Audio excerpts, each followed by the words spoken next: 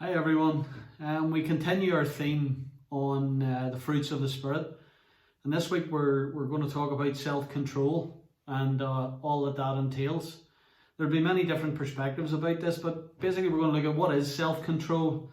It's a way of controlling our emotions, our thoughts, our behaviours, and that's all in the face of the temptations and the impulses and how we react.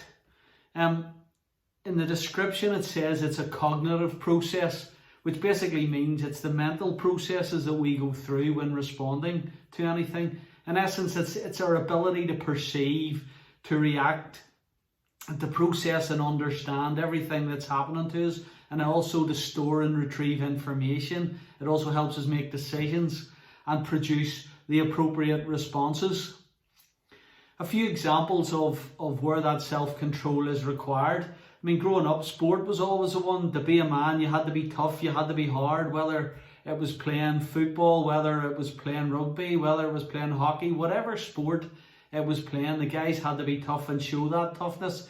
And when someone got the better of you, it was how you reacted, your emotions overtook, and it could end up in violence, and that wasn't what you wanted. What about food, for example?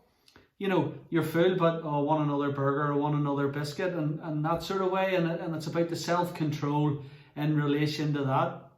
Talk about the issues of today and young people blasé about, but we'll talk about sex and what that entails and who that ends up hurting, and really the thoughts around, should you really be doing it at this stage, and is it the right thing to do, and from a biblical perspective, is it within marriage, etc. That's all about self-control. Another one, alcohol.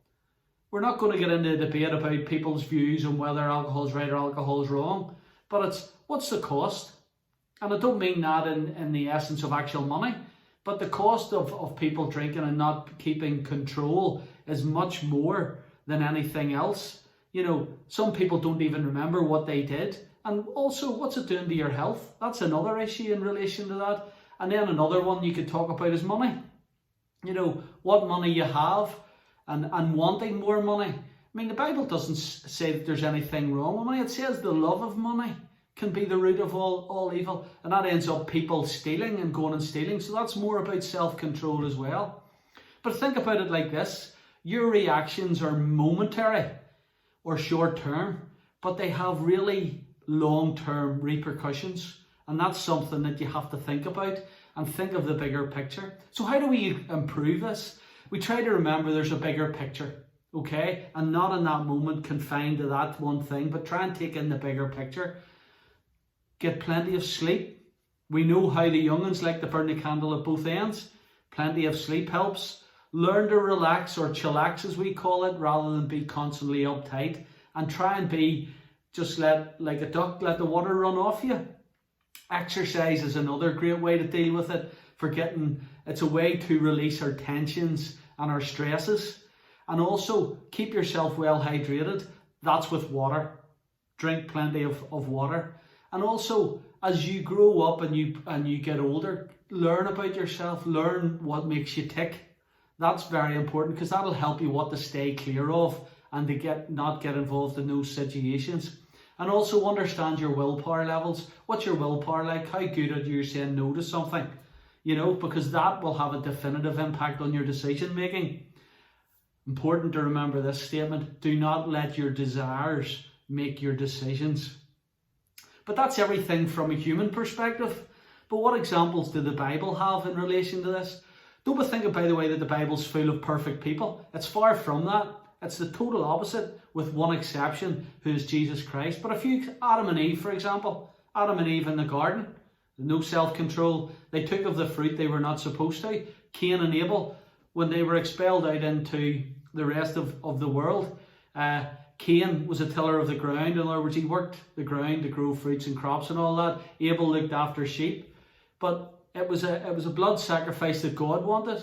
So Cain brought his stuff, which wasn't a blood sacrifice, and God rejected it. And he saw red, no self-control, so he killed his brother. David and Bathsheba. David saw a lovely woman. He decided he wanted her.